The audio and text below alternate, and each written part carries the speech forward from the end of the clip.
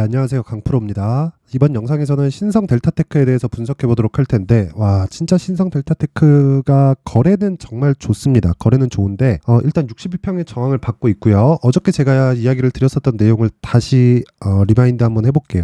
덕성인데 어저께 강세를 보였었던 이유는 덕성 때문에 강세를 보인 겁니다. 한 9% 정도 상승 마감이 됐죠. 그리고 오늘 덕성이 추가적으로 상승세가 나오고 있어요. 근데 덕성이 상승하는 이유가 초전도체 관련된 무언가가 아닙니다. 자, 여기 8월 달에 보면요.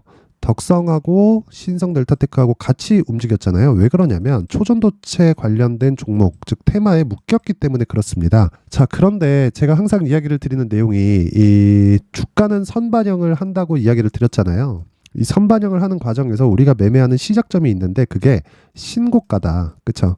그러면 신성 델타테크 같은 경우에는 신고가를 언제 맞이한 건가요? 여기서 맞이한 겁니다. 8월 초에. 그리고 나서 여기 조정 보내고 주가 상승. 그러면 우리가 매수할 수 있는 구간은, 그쵸? 거래를 포함해서 매수할 수 있는 구간은 대략 한 2만 원 중반 정도가 매수할 수 있는 타점입니다. 여기가 맥점이에요. 맥점. 근데 여기 지금 와서는 어떻게 되는 건가요?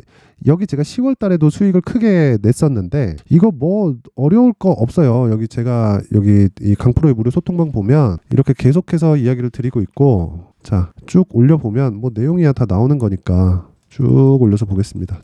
쭉 올려서 볼게요. 여기 10월 10일인데 여기 뭐 이미 다 고가에 대한 부분은 이야기를 다 드렸었던 건데 여기를 제가 오늘은 어떻게 이야기를 드릴 거냐면 여기 덕성을 포함해서, 그쵸? 이 덕성이 올라가는 게 한동훈 관련주로 묶여서 올라가는 거고 신성 델타테크는 한동훈 관련주하고 상관이 없잖아요. 그쵸?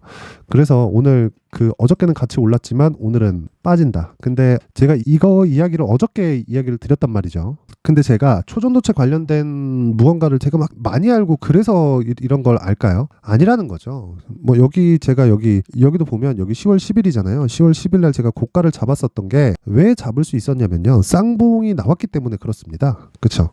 단지 요걸 보고 제가 여기 이 고가 나왔다고 이야기를 드렸었던 거고, 여기 회색 선을 제가 정확하게 그어놨죠. 여기 강프로 1번 라인. 그쵸? 여기 강프로 1번 라인을 만들어 놨는데 이 라인에 그냥 정확히 딱 맞고 그냥 딱 떨어진 겁니다.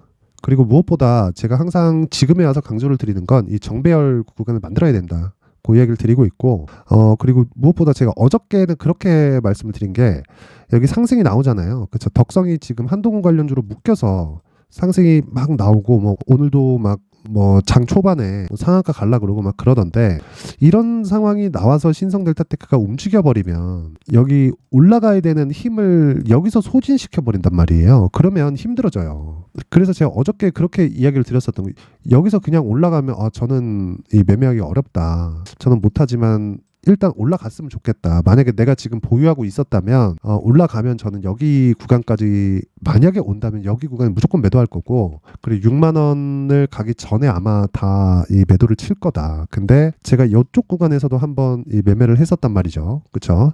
여기서도. 자, 그렇기 때문에 제가 이야기를 드리는 건 이 단순히 뭐 가격적으로 뭐 차트 패턴 보고 이러는 게 아니라는 거예요. 그리고 주식시장에서는요, 여기 이 관련된 무언가 이 모멘텀이 계속해서 존재를 해야 되는데 초전도체는 이미 그게 식은 지 오래다. 그래서 오늘은 제가 덕성이 만약에 여기서 빠지면 요 신성 델타테크가 어떻게 될까?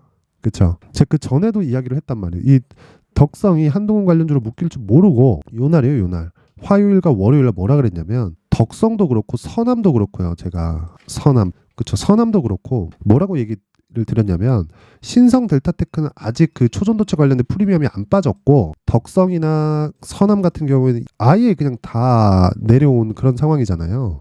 그렇다 보니까 지금 무슨 상황이 벌어진 거냐면 여기 관련주들이 반등이 나오면서 신성을 좀 밀어줄 수 있다. 그렇게 이야기를 드렸었는데 어떻게 하다 보니까 이 덕성이 한동훈 관련주로 딱 부각이 되면서 어저께 상한가를 딱 갔고 신성이 9%까지 올라갔는데 그런 걸로 인해서 신성이 더 올라가잖아요. 그럼 저는 일단 매매하기는 좀 어렵다. 그렇게 이야기를 드렸었던 건데 오늘 안타깝게도 일단 하락이 나오고 있는 걸 보니까 좀 그렇습니다. 뭐 이걸 가지고 또 뭐 도움닫기다 뭐 이렇게 얘기하실 분들이 있을지 모르겠지만 어쨌든 제 시각은 변함이 없습니다. 아직까지 한번 남기는 했습니다. 그리고 그런 부분을 어저께 물론 덕성이 막 강세를 보이면서 이런 상황이 나온 거지만 어저께도 한번 보여줬다고 볼 수 있고요. 그리고 무엇보다 기술적인 내용으로 관점을 잡아야 되는 게 제가 요거 이야기를 다시 한번 드릴게요. 자, 실적 실적 관련해서 이야기를 드리겠습니다.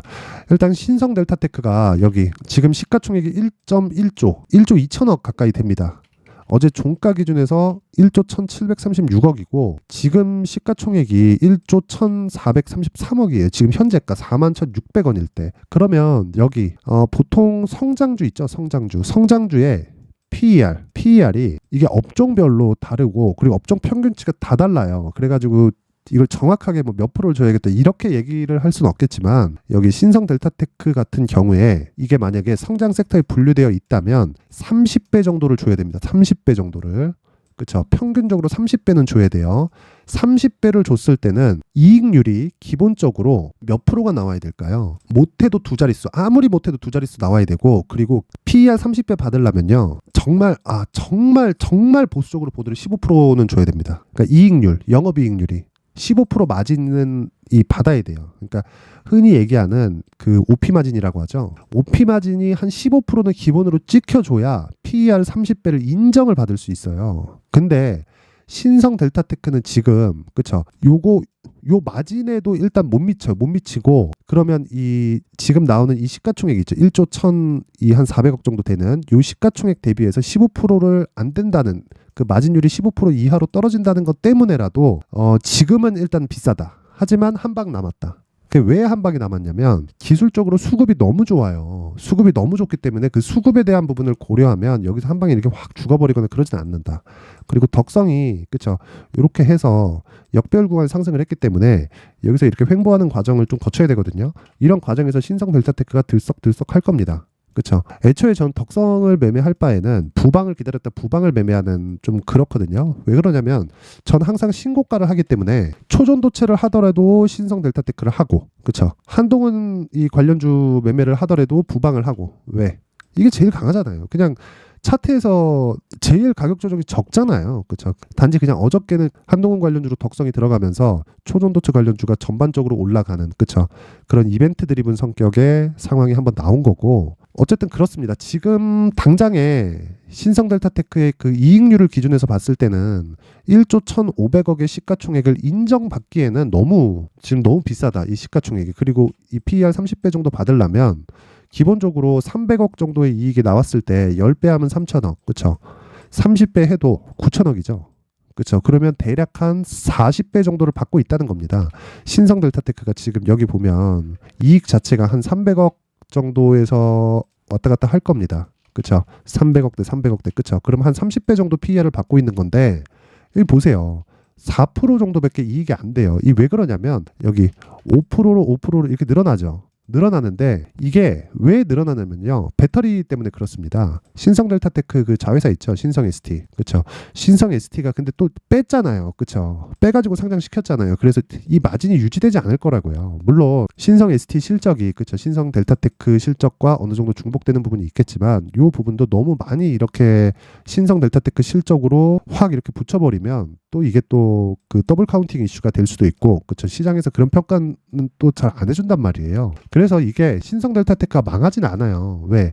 LG를 끼고 있거든. 망하진 않는데 성장하는 기업이 된다? LG에서 이익을 내려주는데 거기까지는 어렵다는 거죠. 그래서 한 번 남아있는 이 기회를 무조건 살리자. 무조건 살려야만이 고가에 물려있는 분들도 나올 수가 있습니다. 뭐 APL 뭐 논문 뭐 잘 모르겠습니다. 저는 진짜 뭐 초전도체가 되는지도 모르겠고 그냥 막말로 내 6만 원에 물렸으면 얼마나 짜증나겠어요. 그렇죠? 어차피 매수해야 되는 가격은 여기가 단데 여기가 끝이에요. 더 이상 매수해야 되는 가격이 없었다는 겁니다. 물론 여기는 기술적으로 그렇죠.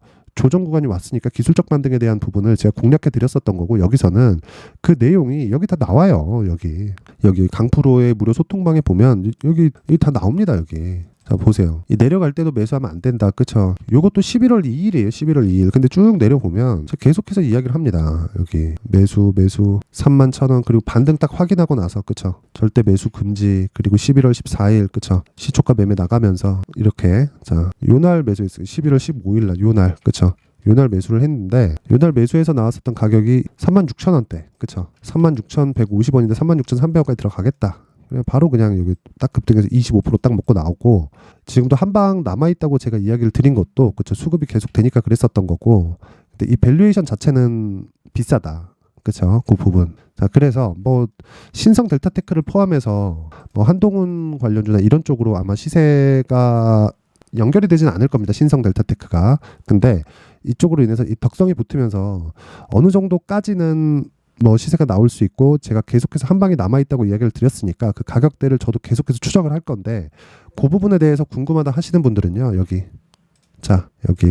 강프로의 무료 소통방에 입장을 하시면 되고, 소통방 입장 방법은 영상 상단에 있는 전화번호로 참여라고 문자를 보내주시는 분들에 한해서만 제가 소통방 입장 링크를 공유해 드리도록 할게요. 그리고 절대로 잊지 마세요. 절대로 잊지 마셔야 되는 게, 소통방은 그쵸, 제가 종목을 다루기 때문에 무한정 받을 수 없습니다. 그래서 딱 1000분까지만 할 텐데, 그 1000분까지 오시는 분들 중에서는 제가 매수하는 종목들 되게 비싼데 매수해도 되나? 막 그런 부분들이 있을 거예요. 저는 무조건 올라가는 것만 매수하거든요.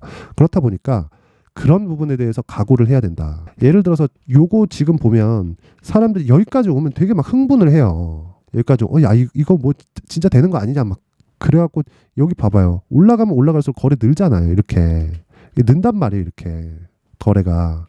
근데 그게 아니라 딱 여기까지만 보면, 여기까지만, 요 구간, 여기 막 이런 구간에서 제가 이 매수를 한단 말이에요. 근데 제가 말씀드린 내용 그대로 돼 있죠. 자, 일단 22평선과 62평의 배열도가 정배열이고 신고가 만들었고, 그렇죠. 매물 소화 과정 딱 거치는 구간, 요렇게 딱 되잖아요. 여기서만 딱 공략을 한다고요. 그렇죠. 여기서 제가 매수할 수도 있고, 요 3일이 끝입니다. 매수할 수 있는 날은. 그러니까 한 2만 한 4에서 6천 원 사이가 끝이에요. 그러니까 매수 가격을 지금 하면 안 됩니다. 이게 아니라 러프하게 잡을 수 있어야 된다는 거고, 그런 부분에 대해서 이해가 된다면 다시 말씀드리지만 여기 소통방에 오시면 딱 맞을 겁니다. 딱.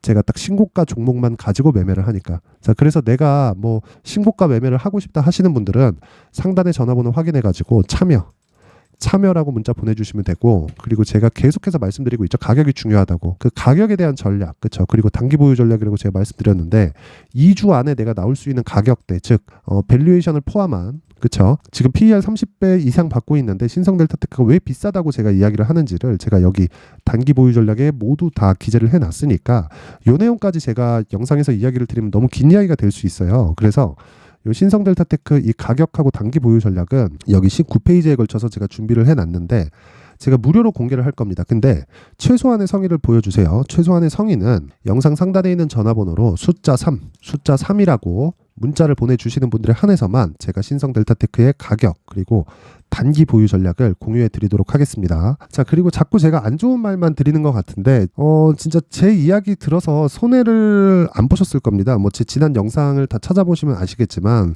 제 채널에 다 나와 있고요. 그리고 무엇보다 중요한 건 한 가지 내용입니다. 주식은 가격에 의해서 움직이는 거지 어떤 재료가 가격보다 빨리 가지 않는다. 선반영하면 그 선반영하는 과정에서 이미 6배가 선반영됐다는 것도 우리가 생각을 하자. 미래가치를 반영하지만 그 미래가치를 반영한 게 주가가 1조, 2조씩 올라가 버리면, 그쵸? 그만큼 이 실적이 뒤따라 와야 내가 안전하게 보유할 수 있는 거다. 그러니까 내 돈 지키는 게 우선이라는 겁니다. 그러니까 이 부분 잊지 마시고요. 항상 시청해 주셔서 감사드리고 모든 분들이 정말 성공 투자했으면 좋겠습니다. 뭐 저도 마찬가지고요. 이번 영상은 여기까지 하겠습니다.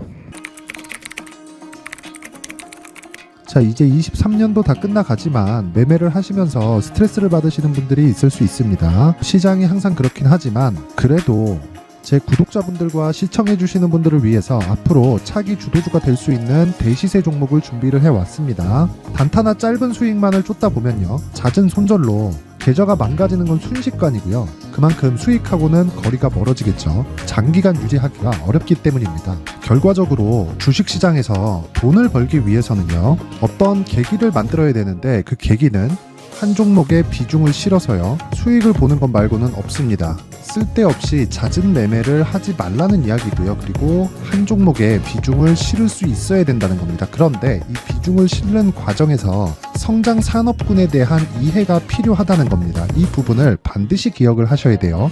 자, 이런 성장 산업에 대한 구조와 제가 앞서 말씀드렸던 신고가 그리고 선반영 구조에 대해서 이해를 했을 때 이런 매매를 할 수 있게 됩니다.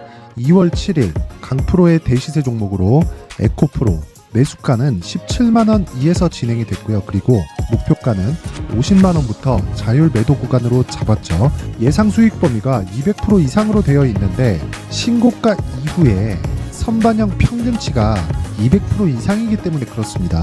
자, 그런데 에코프로가 2차전지 양극재 기업이죠. 2차전지 양극재는 친환경이라는 범주 안에 속해 있다고 보시면 됩니다. 근데 제가 항상 이야기를 드리죠. 시세는 항상 연결된다고요. 앞으로 나올 대시세 종목도 이런 친환경이라는 성장 산업군에 포함되어 있어야 됩니다. 자, 이런 성장 산업군에 포함되어 있는 걸 확인한다면 이 내용처럼 세 가지의 공통점을 가지고 있습니다. 1년에 많은 종목이 발생하지 않고요. 그리고 세력들의 장기간 매집 구간이 확인돼야 되고, 그리고 상승하기 시작하면 평균적으로 3개월 정도의 상승 구간을 보이기는 하지만 제가 2개월이라고 작성을 해온 건 한 가지 내용 때문입니다. 한 달은 확인하는 과정이 필요하기 때문입니다. 이게 무슨 얘기냐면 성장 산업에 대한 부분, 그리고 이런 공통점, 여기다가 기술적인 내용을 다 포함을 시키더라도 절대적으로 가격이 우선적으로 반영이 되는 것이기 때문입니다. 에코프로도 마찬가지예요. 장기간 하락하면서 최악의 국면을 거쳐왔고요. 이 구간에서